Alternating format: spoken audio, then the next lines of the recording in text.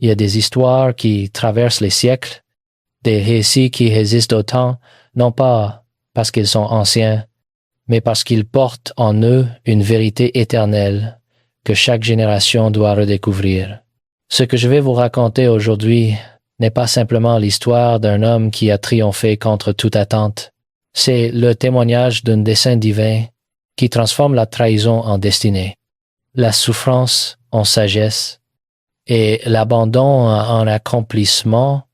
Il y a quelques semaines, alors que je méditais sur le mystère de la providence, une phrase m'est venue à l'esprit avec une force qui m'a ébranlé jusqu'au fondement de ma foi, ce que les hommes ont voulu pour le mal. Dieu l'a transformé en bien. Ces mots ne venaient pas de moi. Ils venaient d'un homme qui avait connu la fosse, la prison et le palais. Un homme qui avait été trahi par son propre sang, vendu comme esclave, injustement accusé et oublié dans les ténèbres d'un cachot égyptien. Son nom était Joseph, et ce qu'il ne savait pas, c'est que chaque larme versée, chaque porte fermée, chaque nuit solitaire faisait partie d'un plan dont la grandeur dépassait tout ce que l'esprit humain peut concevoir. Vous êtes-vous déjà demandé pourquoi Dieu permet certaines pertes? Pourquoi des personnes que vous avez aidées vous tournent le dos? Pourquoi vos rêves semblent prendre une éternité à se réaliser si ces questions hantent vos nuits? Si le silence de Dieu vous pèse, alors cette histoire est pour vous, car ce que je vais vous révéler aujourd'hui pourrait changer votre perception de la douleur, du temps et du but ultime de votre existence. Joseph a été oublié par les hommes, mais jamais par Dieu, et de la même manière pensez-vous être immobile, mais Dieu vous positionne restez jusqu'à la fin, parce que ce récit vous montrera comment le dessein divin prévaut toujours, même lorsque tout semble perdu. Et qui sait, en écoutant ce message, vous pourriez réaliser que l'Égypte que Dieu a préparée pour Joseph est le même type de destinée qu'il prépare pour vous. Mais avant de comprendre le palais, nous devons descendre dans la fosse, car c'est là que commence toute véritable destinée. La fosse, quand le dessein commence par le rejet. Tout a commencé par un rêve. Un jeune homme de seulement 10 à 7 ans, empli de foi, d'enthousiasme et de pureté, eut une vision qui allait changer le cours de l'histoire. Il vit des gerbes de blé s'incliner devant sa gerbe, puis le soleil, la lune et les étoiles se prosternaient devant lui. C'était un rêve qui révélait la destinée que Dieu avait préparée, mais aussi un rêve qui éveilla l'envie de ceux qui ne comprenaient pas le dessein. Les frères de Joseph ne pouvaient supporter de voir en lui quelque chose qui n'était pas en eux. La lumière qu'il portait les dérangeait, car chaque fois que Joseph parlait de ses rêves, c'était comme si un miroir se dressait devant eux, révélant à quel point ils étaient éloignés de ce que Dieu attendait. Et c'est ainsi encore aujourd'hui, celui qui ne comprend pas le dessein de Dieu pour sa propre vie tentera d'éteindre la lumière de ceux qui ont compris la leur. Un jour, Joseph fut envoyé par son père pour rendre visite à ses frères. Ils le virent de loin, et avant qu'il ne puisse prononcer un mot, ils complotèrent contre lui. « Voici le rêveur qui arrive », se dirent-ils les uns aux autres, et ils décidèrent « Tuons-le, et voyons ce qu'il adviendra de ses rêves. » Mais Dieu avait déjà des plans. Reuben, l'aîné, convainquit ses frères de ne pas le tuer, et ainsi ils jetèrent Joseph dans un puits vide au milieu du désert, un trou froid, obscur et sans issue. Là, seul, sans comprendre ce qui se passait, Joseph apprit sa première leçon. Le dessein de Dieu commence lorsque nous perdons le contrôle, car tant qu'il était le fils préféré, entouré de privilèges, il n'était pas encore prêt pour la destinée que Dieu lui avait préparée. La fosse était la première étape du processus. C'était le lieu où Joseph devait abandonner sa fierté, sa confiance en lui-même et son besoin de l'approbation des autres. Et peut-être êtes-vous aussi dans cette fosse maintenant, un temps où personne ne vous comprend, où il semble que Dieu vous ait oublié, et les promesses qui semblaient autrefois claires paraissent maintenant lointaines et impossibles. Mais la fosse n'est pas la fin, c'est le lieu où Dieu commence. C'est dans la fosse que Joseph découvrit que la présence de Dieu ne dépend pas du décor, mais de la certitude qu'il est toujours là, même lorsque le sol disparaît sous nos pieds. La fosse est le lieu de la séparation. Dieu utilise le rejet pour rediriger et permet à certaines personnes de s'éloigner, non pas parce que vous avez perdu quelque chose, mais parce que il vous protège de ceux qui n'auraient pas leur place dans votre avenir. Si Joseph était resté dans la maison de son père, entouré de confort, il n'aurait jamais vu l'accomplissement de son rêve. Dieu devait le sortir du nid pour l'amener au palais, et voici une vérité que peu comprennent. Le dessein de Dieu commence là où le confort se termine. Dieu ne vous a pas appelé à une vie prévisible. Il vous a appelé à vivre l'impossible, mais avant l'impossible vient l'improbable. Et l'improbable, c'est la fosse, le lieu où vous êtes testé, forgé et brisé, jusqu'à ce que vous soyez prêt à porter ce qu'il placera entre vos mains. Les frères vendirent Joseph pour 20 pièces d'argent, et alors qu'ils pensaient se débarrasser de lui, ils l'envoyaient en réalité directement sur le chemin de sa destinée. C'est pourquoi vous ne pouvez pas désespérer à cause de ceux qui vous ont trahis, car souvent c'est précisément à travers la trahison que Dieu vous pousse vers la promesse. Joseph descendit en Égypte comme esclave, mais Dieu voyait déjà en lui un gouverneur. Ceux qui l'avaient rejeté ne savaient pas qu'il collaborait au plan divin. La fosse était le point de départ, et chaque larme versée là arrosait le sol où le dessein allait fleurir. Peut-être aujourd'hui êtes-vous dans ce même lieu, ne comprenant pas pourquoi certaines pertes sont survenues, ne sachant pas pourquoi des portes se sont fermées, pourquoi des gens vous ont abandonné. Mais écoutez, la fosse n'est pas le lieu où votre histoire se termine. C'est le lieu où le ciel commence à écrire un nouveau chapitre.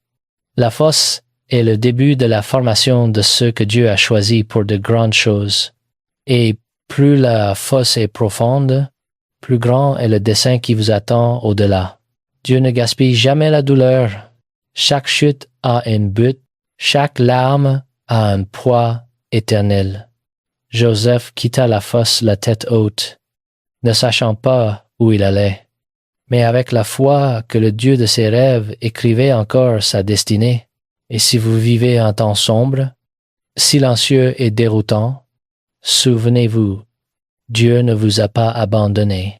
Il vous façonne, car avant de placer Joseph sur le trône, Dieu devait le mettre dans la fosse, et avant de vous conduire à votre destinée, Dieu vous apprendra à faire confiance quand il n'y a pas de réponse. La fosse est là où le dessein commence. Et quand vous comprenez cela, le rejet cesse d'être une blessure et devient une direction. La prison, quand le dessein est testé par le temps, Joseph quitta la fosse sans comprendre, mais en faisant confiance.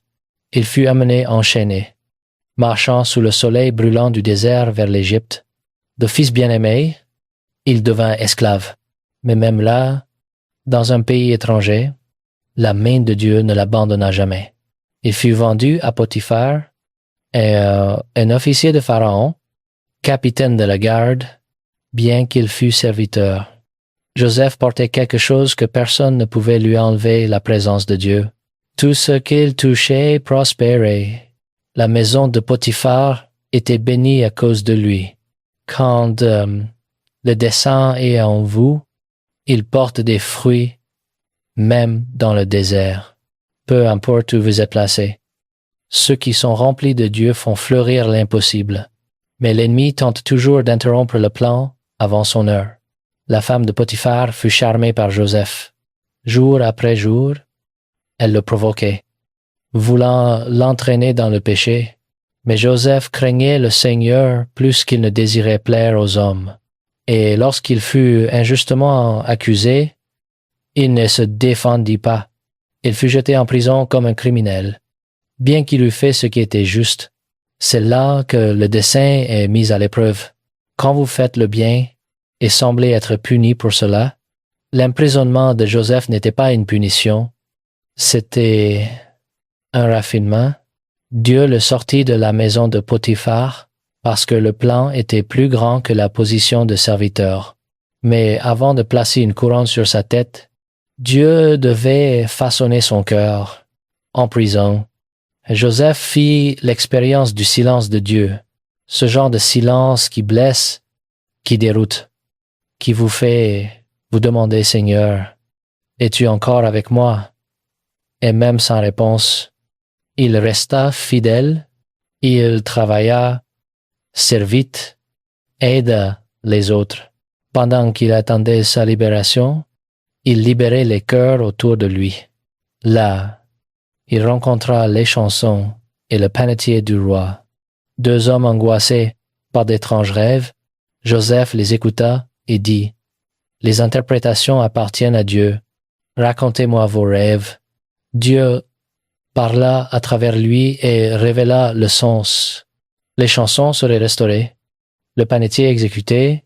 Tout se passa exactement comme Joseph l'avait dit.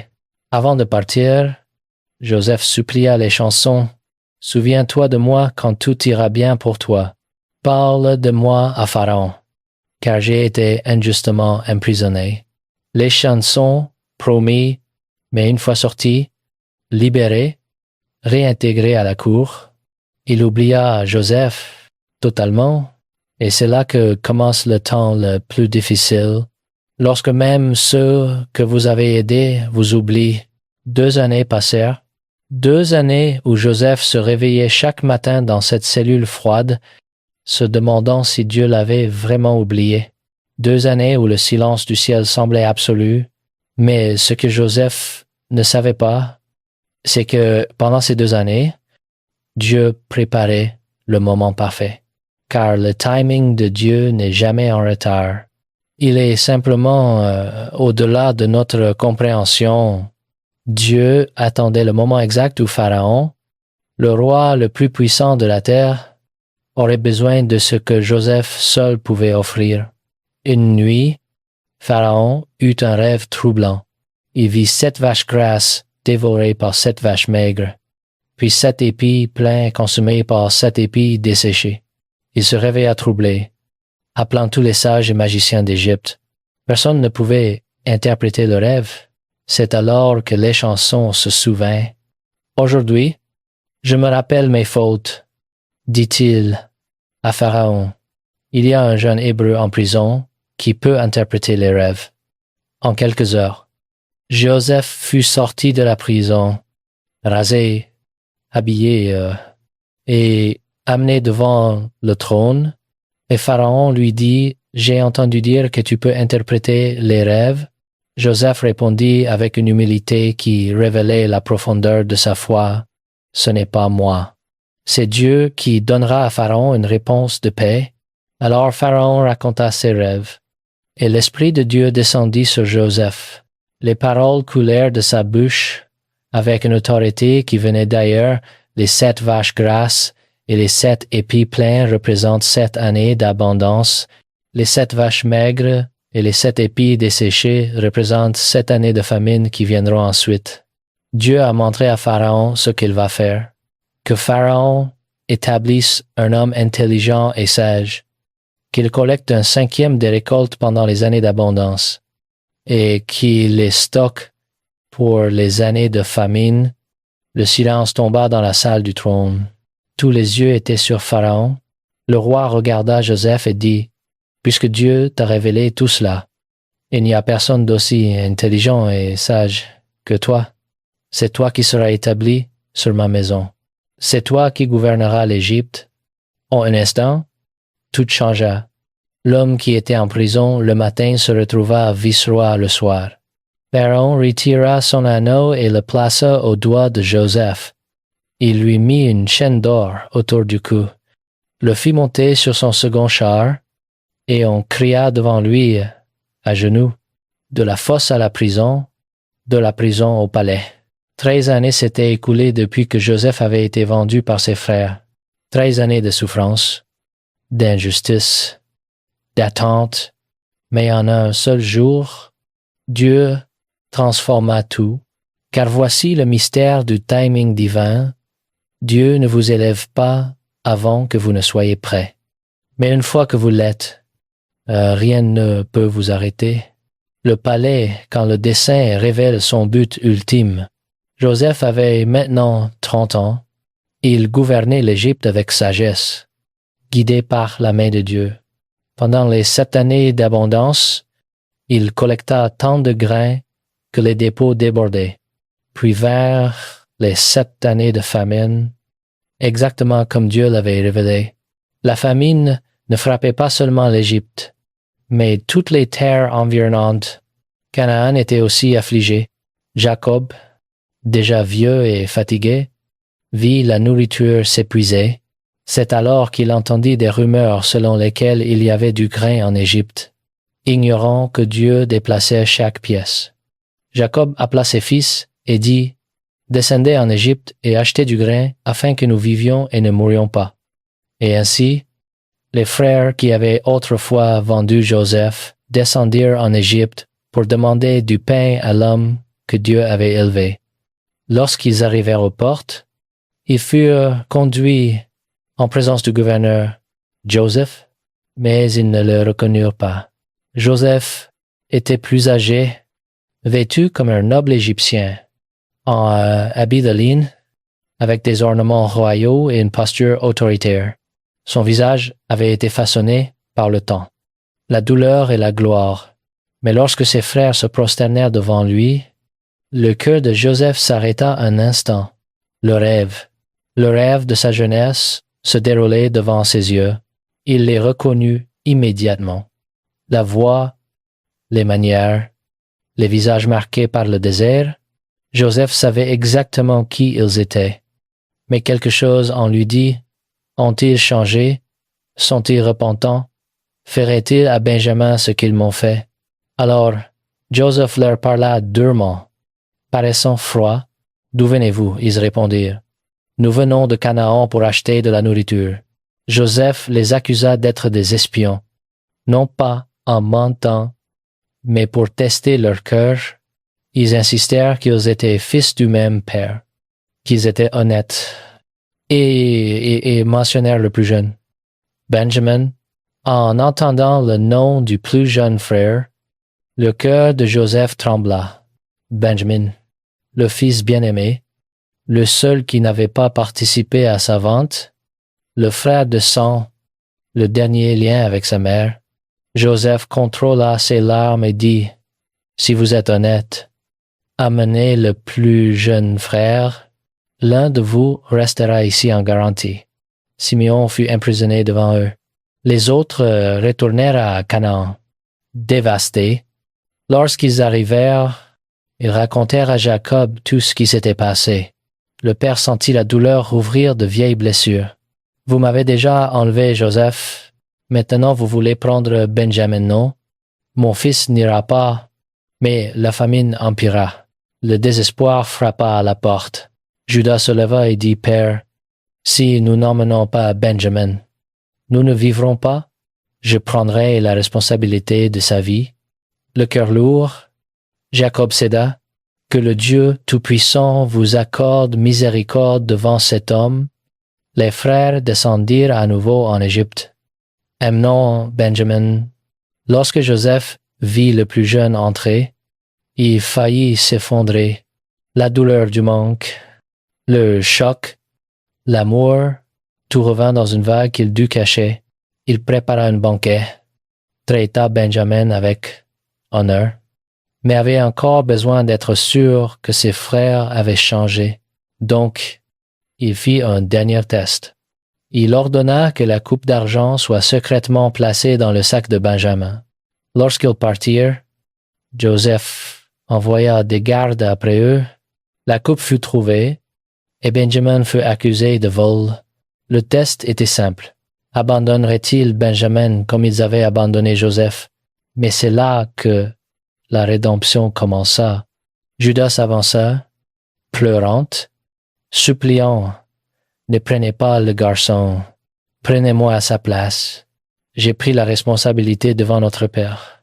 Et à ce moment, voyant que ses frères étaient maintenant prêts à sacrifier leur propre vie pour le plus jeune, Joseph ne put plus contenir ses larmes et il ordonna à tous de quitter la salle. Sa voix était étouffée par l'émotion, les larmes coulant sur son visage de manière incontrôlable. Puis il cria, « Je suis Joseph, votre frère, celui que vous avez vendu en Égypte. » Ses frères furent paralysés. Le passé revint avec force, la culpabilité, la peur, la honte. Mais Joseph leva la main et dit, « Ne soyez pas affligés.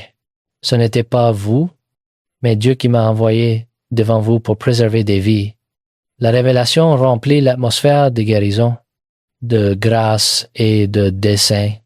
Le passé n'était plus une prison, mais un pont vers la rédemption. Joseph leur demanda d'amener Jacob. Le vieux patriarche descendit en Égypte, et lorsqu'il vit son fils vivant, il se jeta dans ses bras, pleurant comme quelqu'un qui reçoit la vie en retour. Là, à Goshen, la famille fut réunie. Le rêve fut accompli. La promesse ne mourut pas. Le dessein prévalut. Le rêve fut accompli. Mais Joseph ne célébra pas la vengeance. Il choisit le pardon, car le dessein n'est pas de prouver qui avait tort. C'est de révéler qui Dieu a toujours été. Là, Joseph comprit tout. Chaque larme, chaque trahison, chaque silence et chaque attente. Rien n'était vain. Tout faisait partie du plan parfait de Dieu. Et voici la grande leçon. Le dessein de Dieu n'est jamais seulement à propos de vous. C'est à propos de combien de vies il atteindra à travers vous. Joseph fut élevé pour sauver une nation et aussi sa propre famille. Le garçon qui fut rejeté devint un instrument de réconciliation. Le prisonnier devint un pourvoyeur. Le rêveur devint un sauveur.